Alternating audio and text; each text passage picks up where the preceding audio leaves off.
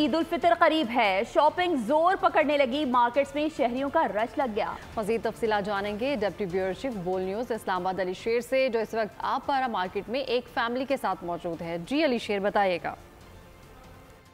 जी बिल्कुल, इस वक्त मैं अब पारा मार्केट में मौजूद हूँ और रमज़ान मुबारक का दूसरा अशरा जो है वो मिड तक पहुँच चुका है। ख़रीदारी मार्केटों में जो है वो तेज़ी पकड़ चुकी है।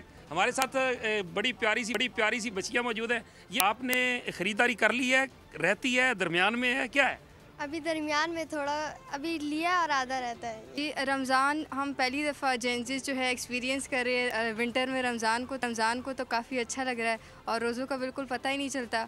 अभी काफ़ी ये ख़रीदारी जो है वो रहती है। अभी इन बच्चियों के वालिद जो हैं वो भी हमारे साथ मौजूद हैं। ये बताएं जी कि आपकी तरफ से ख़रीदारी मुकम्मल होगी या अभी भी रहती है?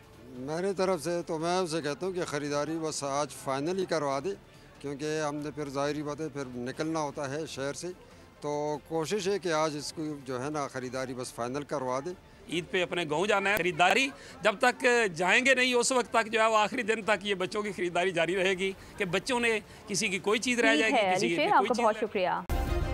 सब्सक्राइब करें और बेल दबाएं ताकि कोई खबर रह न जाए।